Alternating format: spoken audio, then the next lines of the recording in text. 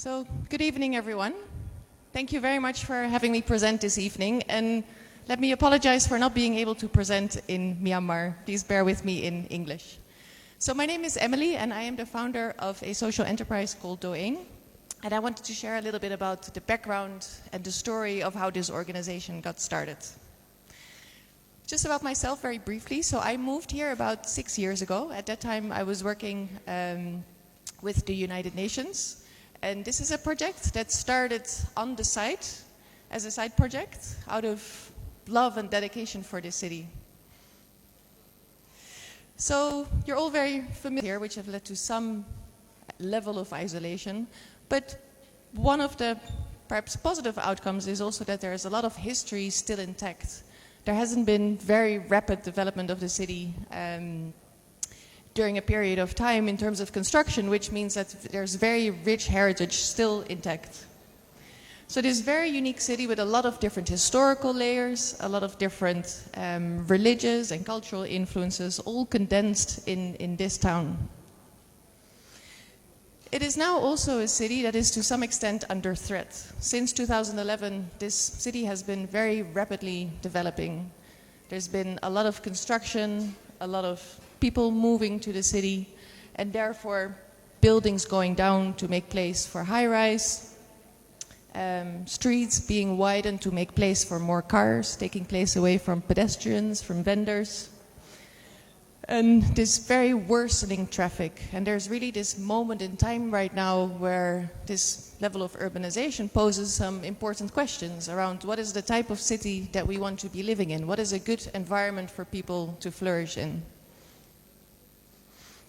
These are just a few data points around what has been happening here. An important one here is the amount of public space available in Yangon. Yangon has very little public space available to people compared to other cities.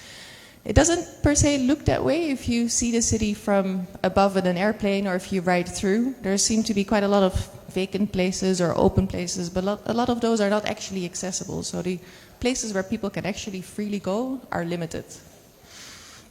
So that's the context, and that's the context that I observed when I arrived here and when I lived in the city for the first couple of years. And it is with this man that the very first beginnings of eain were laid. He's actually also here, along with a couple of other members of the eain team. This is my good friend Gulam, who lives in a beautiful heritage building on Bogolese Street, and who in 2015 was looking for further financial ways to support the education of his children, medical expenses of his mother. And it is with him that I started making small investments in heritage buildings to support families like this who actually have a very valuable asset, but maybe not the means to make use of that asset. So we helped to renovate one of the 2 spaces that he owned there, and rent it out at a slightly higher price so that new income could go towards the education of his son. From there, this started spreading. There were more families that started to reach out and that were interested to see what they could be doing with their heritage buildings. So we started almost like a microfinance scheme, started sort of working with different families where we would finance the renovations and then help manage properties where we could recoup the investment, but predominantly provide a better level of income for the family that would own them. And the nice thing about that collaboration was that it also really shifted the mindset around the value and the importance of heritage. And people really started seeing that this is something that can be a positive thing for their family and something worth preserving. So we started doing a number of those projects, and we then also started looking at spaces around these buildings.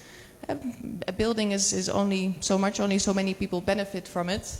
How about the common spaces in some of these buildings and the public spaces around them?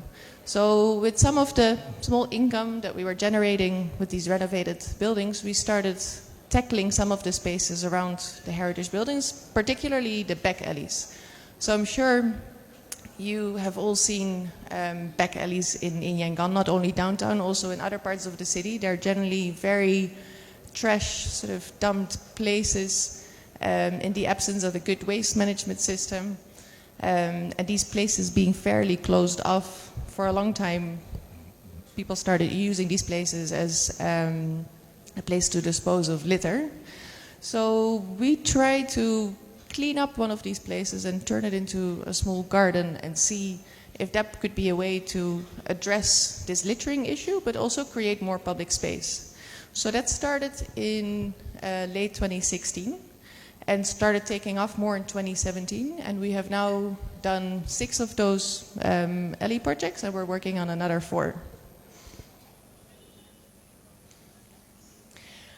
On the basis of that experience, and I think that's what's really been so nice about the work with eain, and maybe different from certain other startups, it's all been quite an organic, evolutionary sort of experience where we've constantly been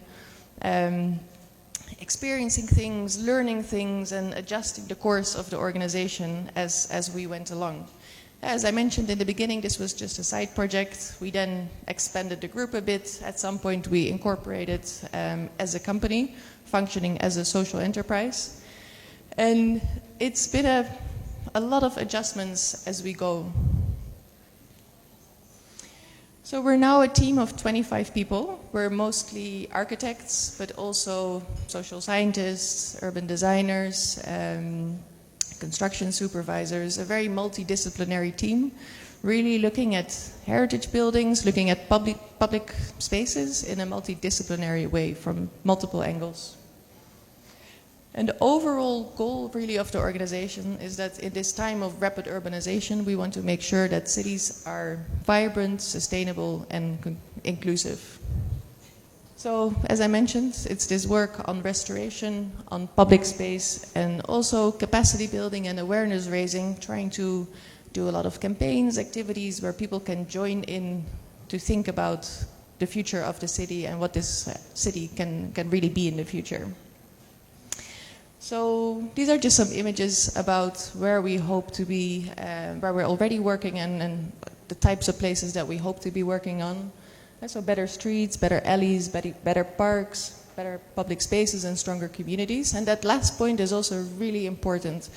The impact of this work is not per se only intended as creating better physical places, but it's also really the process and how it leads to skills building, how it leads to social cohesion in the neighborhoods where people work together on these topics. There's a lot of other side effects of doing this kind of work.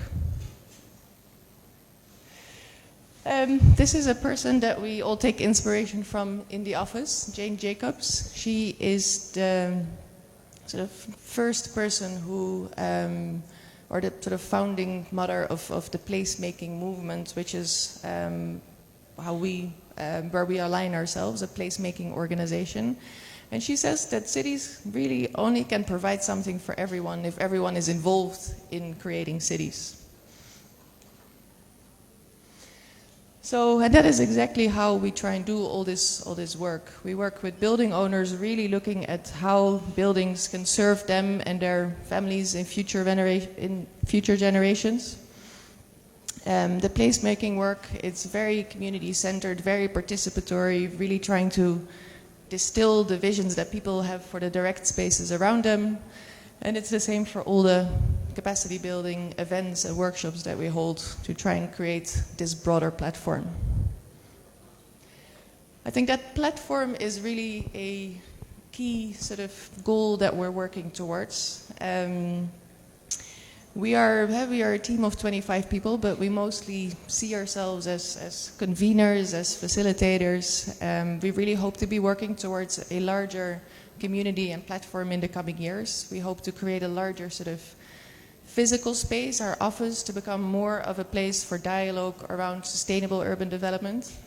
Through our online presence, have more dialogue about what the future of Yangon should really be.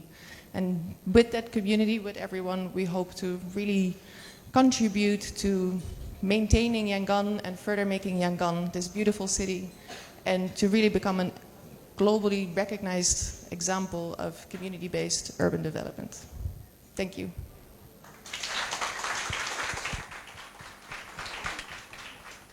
Okay, major နဲ့လူလေးများရှင်လာလေးထောင်ပေးပါရှင် Okay. Yeah, thanks. That was a really interesting presentation and a really interesting project as well.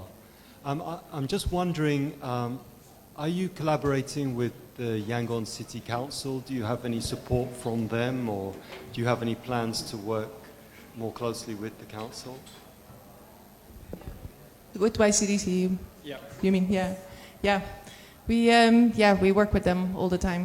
It's a collaboration on multiple levels with the council itself and the lower levels in terms of the actual implementation and practicalities. So yeah, absolutely. Yeah.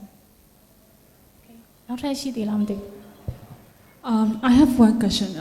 Do you revisit to that place, you clean up and do kind of graffiti and you create a playground for the children. So when you revisit, what is the difference? I just would like to know the difference when you left that place is a really good place for the children, and then when you revisit, it still remain the same or any different? Yeah, so I think had a question really around the sustainability of these place transformations is a crucial one. So I think the real key for success here is really that the neighborhood around a place cares for a place and really sees the value of that new transformed space for their daily lives. If their own children are playing there every day, if their grandmother might take a walk there and sit down to be outside, that's what causes people to really keep looking after these places. So if we succeed in listening very carefully to what can contribute to a neighborhood and build something that will really be used, really that user-centered design, that's often the key to making these places sustainable. There are still challenges then in terms of extra costs around maintenance, just really making sure that spaces remain vibrant and that they keep evolving and developing. So in the last 6 months, we're putting a lot more effort towards cultural programming or events in the spaces that we have transformed. So organizing, not only organizing ourselves, but also hosting small concerts or readings or exhibitions that also create further vibrancy in these places. So for example, today in one of the alleyways we had a book reading. So we invited all the children from that neighborhood, and it's also an opportunity to just clean it up again and reflect a bit on that space and to have an activity there. This afternoon we're hosting an exhibition called The Faces of Rock, all about rock music. It's a concert and a photo exhibition. And again, it's been an opportunity just for the neighborhood to all come together to sort of clean a place up, host this event, and for that place to just get another small bit of momentum. ကဲပါရှင်နောက်ထပ်ရှိသေးလားမသိဘူးရှင်ရှိသေးရင်လက်လေးထောင်ပေးပါရှင် Okay. Hello. The job you did is like really challenging and sacrifice. Like we have to volunteer to do that kind of things, but you have team like 20 to 30 people around. But how to keep them to motivate to do the things like they with as a team? Because if somebody don't want to volunteer, then how to keep the team motivated? Sustain. Yes. Yeah. So you mean our own team? Yeah. So in the beginning we were a group of volunteers, but now we actually function as an incorporated company. So for the projects that we do, the restoration work that we do and the public space design work, we make sure that staff costs are covered and that it's a more formal setup. I think that's for long-term sustainability. Also, if your goal is really impact, I believe that at some point switching from voluntarism to maybe a more formal, sustainable model, whether it's non-profit or for-profit, but at least a established structure that can sustain itself, I think is important. So that's one part of the answer. The other part is really in terms of having the same vision on what needs to be done, is having a lot of dialogue internally of what we think is important. I think we have quite a democratic organization where there's a lot of space for people to pursue ideas that they believe in, to have dialogue around those. So all of that is very, very important. Is it the difficulties, which one is the most difficult things to like sustain the team? To sustain the team, yeah. Well, I mean, all to the good credit of the team, and please meet them. I think there's been a tremendous energy to work towards this goal, and that's been one of the most encouraging things, and one of the biggest reasons that led me to quit the job that I had and actually dedicate myself full time to this. I think this idea started at a moment when there was more and more space for people to participate in these direct sort of local governance processes and community development projects, a lot of energy. So there's been a lot of support and then people wanting to work towards a similar goal. So that's really one of the more encouraging things, all the applications for internships or for volunteers or for staff positions that we receive. So I think we're very lucky. Thank you. Sorry, I'm just building on what the gentleman said in terms of retention of your volunteers. So are you saying that all of your volunteers are paid? They're all paid to do this project that you work on? Yeah, so they're not volunteers, we're a team with staff. Okay, all 25 of them. So how do you source for funding to keep the job going? Yeah. So on the renovation side, we raise capital. We raise impact capital, mostly loans from overseas, which we then use to implement these projects, and we earn the revenue back over time by managing the properties that we have renovated. For the public space design projects, we come up with sort of a process of participatory design and implementation, and more also programming or events. And within that, the way that we source contributions from sponsors, which can be different types of organizations, we cover our own time as well. Thank you.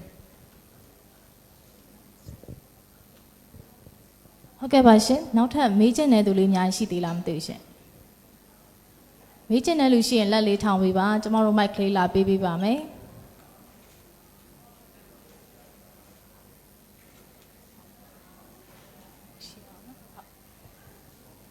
Okay, Mrs. Amli, thank you very much for your presentation. We want to give a token of present for FreeToAir.